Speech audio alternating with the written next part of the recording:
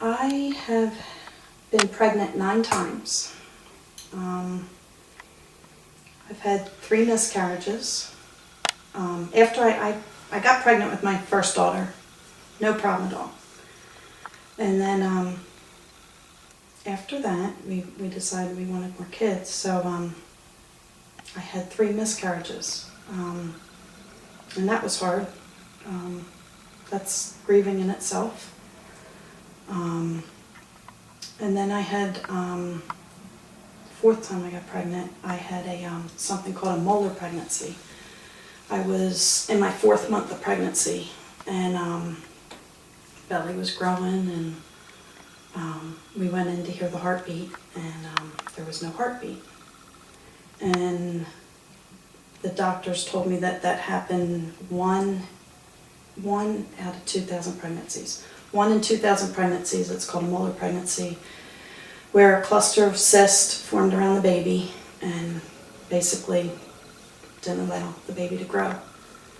So that was really hard because I was showing, I was in maternity clothes, and they had said, you know, the next day I'd have to go in for a procedure, or they'd have to take the baby out, and that was hard. I didn't want to be around people.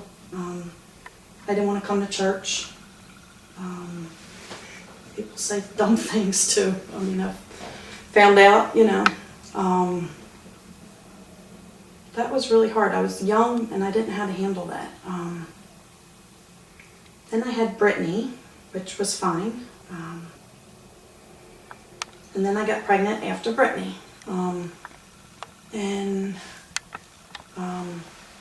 They had stitched my cervix up, told me everything would be fine.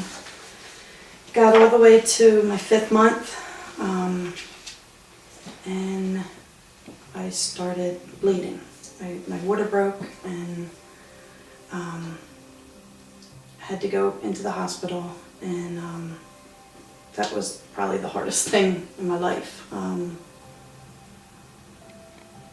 I had to give birth to her, but the doctors told me that there was nothing that they could do for her. So I went through the labor and gave birth to a perfect little girl named Charlotte. I wasn't expecting her to even cry, but she was crying, she was kicking, and I felt helpless. I felt like I did something. I just kept saying, I remember saying how sorry I was, talking to her. But going through that, while I was going through that, just so many things were happening. It was just like total chaos. I had nurses come in, do you want a priest? Do you want to donate this baby to science? Just so, like, it was just like, this isn't happening. Like, I was like an outer body experience or something. I can't explain it. So many decisions, and I didn't even, I mean, you know your child's going to die. She lived for an hour. I got to hold her. She had 10 fingers, 10 toes. She was perfect, but her lungs weren't fully developed, and she lived for an hour and then went to be with Jesus. I think the hardest thing with that was I did donate her body to science. I never had anything like that happen, so I didn't know what to do. So I said yeah. And I had to live with that for years, that decision that I made, because I kept thinking, did they throw her away, you know? There wasn't a grave that I could go to. I thought, man, I made the wrong decision.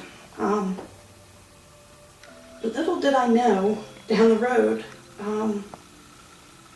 I would give birth to another baby named Bethany, who I went into premature labor with, and they said, you have to make it to 24 weeks, and then this baby might have a chance. And that was a month. I went into the hospital when I was 20 weeks, And that's how far along I was with Charlotte. I was 20 weeks. And I made it to the day, to 24 weeks. I made it exactly to the day. And she fought for her life, but God gave me a peace after all those years, thinking they were so far advanced with premature babies that God gave me a peace knowing that, you know what, God puts these doctors here for a reason, and maybe that's why I donated her to science, so that they could, further help premature babies. So I feel like I did the right thing after all those years. But the grieving for that was very hard, because the baby's kicking and growing, and people expect you to have a baby, and then you come home and you're not pregnant anymore. All the plans, the dreams, the hopes are not there anymore. It's just like an emptiness. And that was really, really hard. It was really hard for me. But